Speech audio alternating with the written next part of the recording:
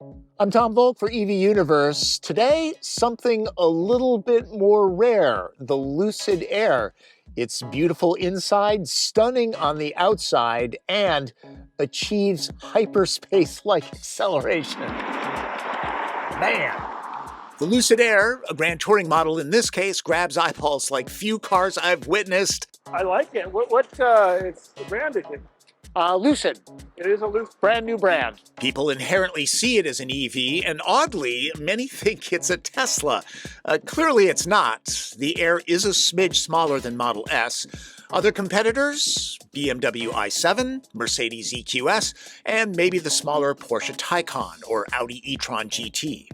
Obviously, Lucid is a very new independent car company. It's ramping up production. In 2022, it managed to deliver just over 7,000 vehicles.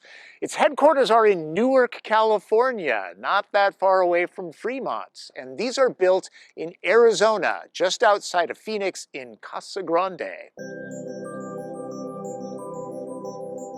This is not for the Chevy Bolt crowd. A base rear-drive pure model starts at $87,400.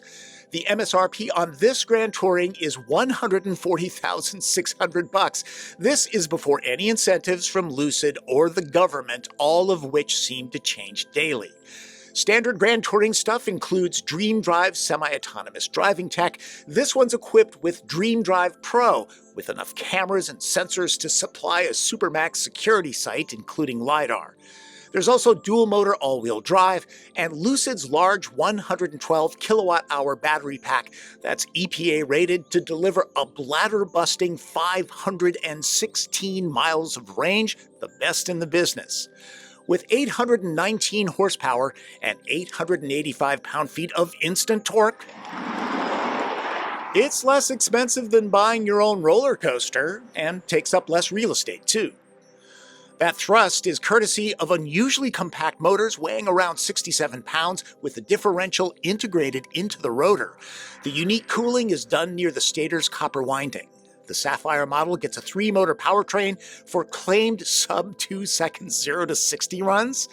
The lithium-ion pack uses cylindrical cells, 300 per module.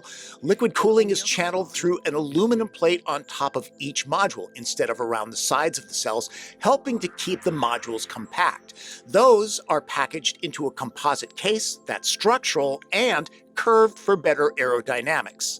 The compact size of the motors and pack open up space in the cabin. Grand Touring tips the scales at some 5,200 pounds, 2,360 kilos. The pack is heavy, so the center of gravity is low, basic EV stuff. This is a modular architecture. Expect to find it under a 3-row SUV dubbed Gravity. Lucid uses a 900-plus volt architecture. It can juice very fast at the right DC fast chargers with a max charge rate of over 300 kilowatts. Seems like Lucid's trying to up all comers. This is one of those cars that doesn't have an on-off switch. Butts in seats turn the Air on, and there is no parking brake release. If you're in park, the brake is on. Shift to drive or reverse, and it releases automatically. The gauge cluster is 34 inches of curved 5K resolution display divided up into 3 zones, one oriented for infotainment, another for driving data, and a section that controls stuff like lights, trunk releases, and the charge port door. Regenerative braking toggles from mild to aggressive, and there are drive modes that range from docile to spirited to let's get the legal team to sign off on this. Dampers are adaptive. Lucid's powertrain is single speed. The traditional selector is intuitive. And there's phone is key technology. I use this chubby Pringle chip fob. Grand Touring here sprints to 60 miles an hour in 3 seconds flat. Is that not fast enough for you? Well, there's the Grand Touring Performance, and that drops it to 2.6. It also drops range by 70 miles and ups the price by 40 grand, so ask yourself if it's worth it.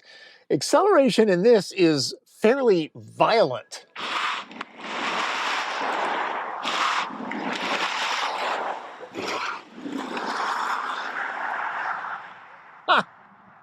That is a blast. Plenty of power to pass slow-moving vehicles. Plenty of power to pass fast-moving vehicles.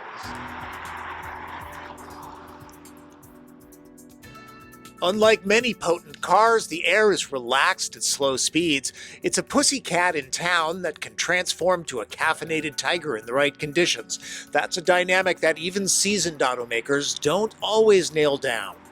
The suspension is a little bit on the firm side, meaning body movements are very nicely controlled, but the semi-active dampers do a great job of keeping this car comfortable.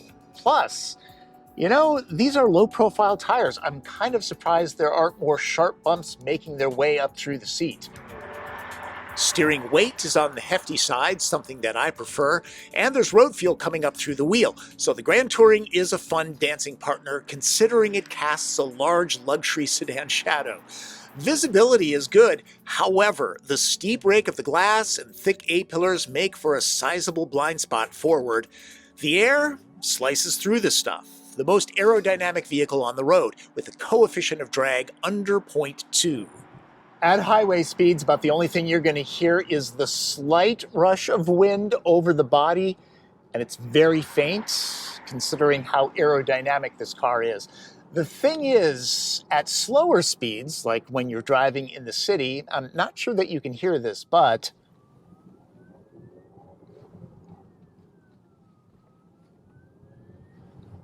there is a good amount of motor whine.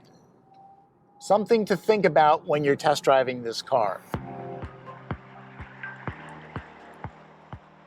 There are no switchable performance sounds like Porsche Taycan. Chances are you'll be seduced by the deep well of torque and the calming light that bathes the cockpit. We in cloudy Seattle appreciate the brightness. Folks in sunny places may feel differently. The Lucid Grand Touring excels at travel. It can eat up the miles. I'm not seeing the EPA-rated range of 516 miles. For starters, it's been kind of chilly in Seattle in the low 40s. Plus, I've been doing a lot of hard launches, partly to demonstrate to you, partly because it's fun. So I'm seeing closer to 400, maybe 410. Now, also keep in mind, I've been doing a lot of highway driving, and it seems to me that once you're over 75 in this vehicle, the efficiency really drops off. Like all electric vehicles, conditions and driving style make a huge difference. Tesla Model S is EPA rated as high as 406 miles, but I wouldn't be surprised seeing closer to 300 driving like I am. One-pedal driving is really easy to do in this car. I'm in the most aggressive regen setting, and foot off the throttle, 1 Mississippi, 2 Mississippi, 3 Mississippi, 4 Mississippi, 5 Mississippi. That's from 45 miles an hour. This is using just regenerative.